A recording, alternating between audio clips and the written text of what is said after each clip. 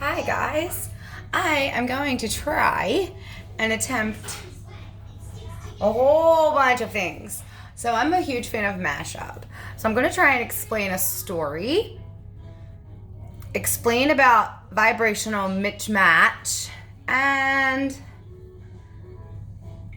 yeah, and I'll be doing dishes at the same time, of course, while mommying. And yes, dear.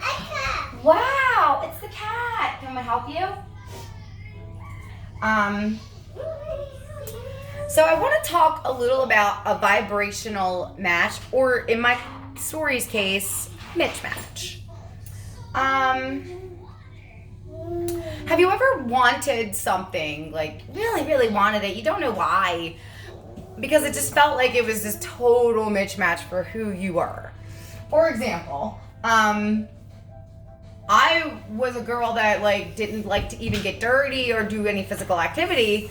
So when I realized how much I really, really enjoyed driving the tow truck and repossessing cars, it was a little weird because it wasn't anything I had ever enjoyed before. And it wasn't something that I just walked right into and discovered. It was a little bit of a, that's interesting. Maybe I'll try this. What happens if I... Ooh, you know what I mean? It's momentum.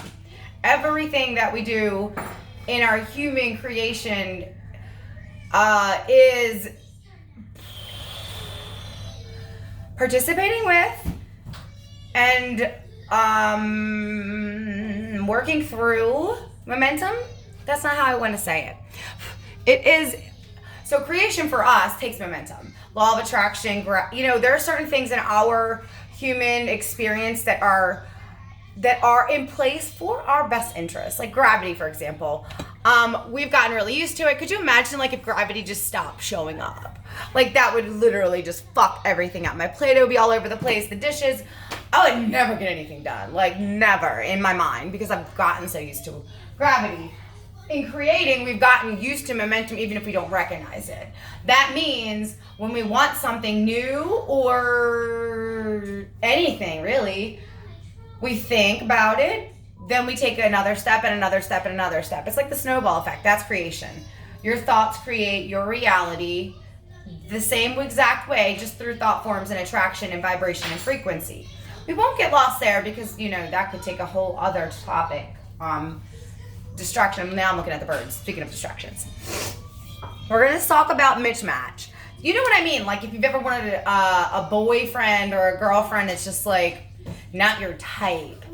So not your type. It's murmur, There's two things I love about this whole thing. First of all, the clear mismatch is almost always visible to not only you, but everybody else, and usually the other person or party involved.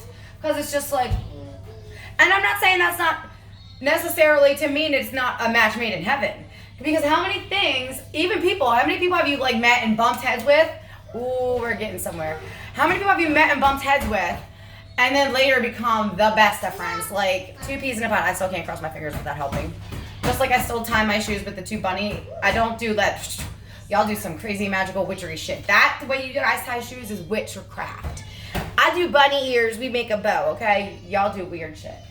I don't understand what happens there. Oh, and there's a frog. I gotta stop that. Okay, anyway, back to the story. You can usually tell. And if something is a match, it's usually pretty easy to hey, mama, come to mama. And it's easy, right? Oh, I wanted this. It made sense. It came. Those kind of things exist too because they've already got that momentum going. Kind of like our everyday experience with the people that we work with, there's already a momentum going. If you say hi to your crossing guard every morning, you're probably going to still say hi to your crossing guard every morning. If you and XYZ that see each other at the pub on Friday night ain't been loving each other all these minutes, chances are, unless somebody steps out of the box and makes a conscious decision to change that, y'all are probably still gonna be equally unfriendly that day, that Friday, right? You know what I'm saying? This is not rocket science.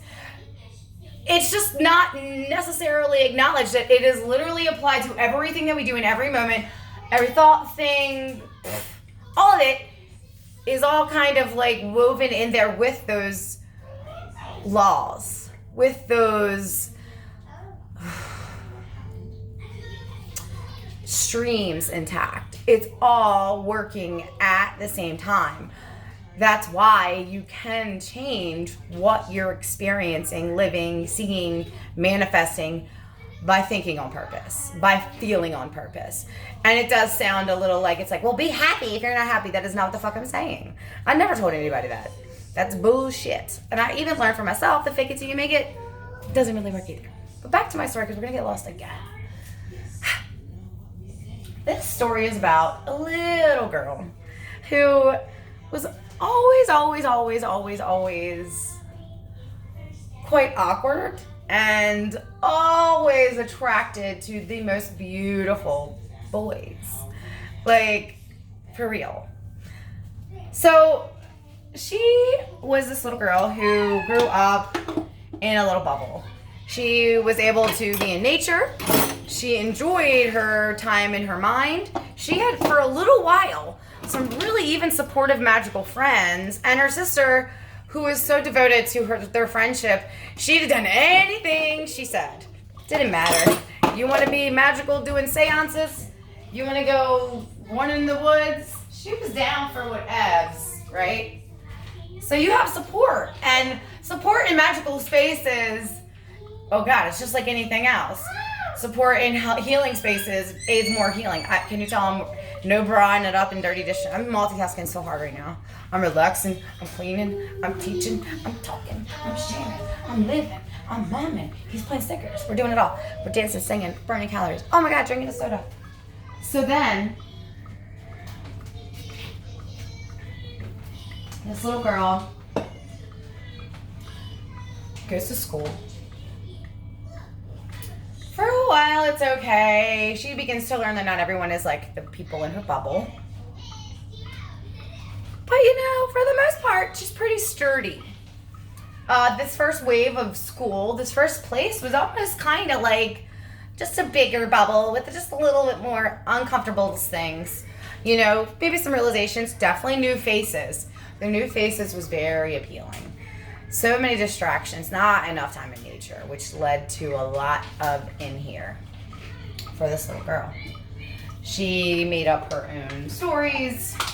She would pretend that she was like, I don't know who she was pretending, if I can remember. She would read these papers for the schools they'd send home. And for some reason, every time the word sex on the sheet came up, she just got so excited. She couldn't figure out why. She had no idea what sex was. She knew babies came there. That's what she knew. She knew babies came from there. She didn't know anything else about that. She was an eye drinker. Like, people watch. It was more like creepy stare. She could stare at the pretty ones, which, I mean, really, if someone was smiling and happy, they were a pretty one. And she would just be like this. And she'd want to jump in their face. And people would be like, why are you doing that? That's weird. Sometimes it was actually reciprocated, but, you know. For the most part in those early days, it was a little like, I don't think that's what you were supposed to do. You know? So it was a lot of lurking and not a lot of communication with words. And then she made the mistake of trying to use the words. As the years got bigger, there was a lot less Furby action with her and her friends. She was making new friends. Come to find out, you have to share stories. Also, sharing your most creepy, sad, devastating stories actually gets you more friends in this world, which was not like we usually experience in our La La Land. In La La Land, we just usually created magic because it didn't make any sense to any of us to keep talking about sad stuff. We got together, we banished the sad stuff. You know what I mean? Like, we were straight up like the Hamden Goonies crew. Like, I think we were fucking badass. Especially the days where it was like me and Jeanette and Janine and Jack and Chris and, you know, like, hey, Wildling, writing on the walls. You know, literally, we were writing on the walls. And You know, those friends, man, I felt free with those friends. God, I felt free with those friends.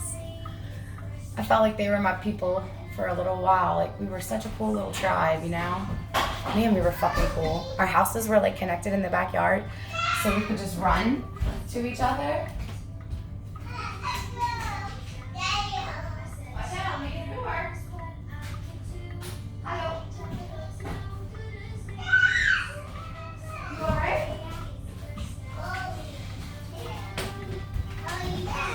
Trying to clean up, you know.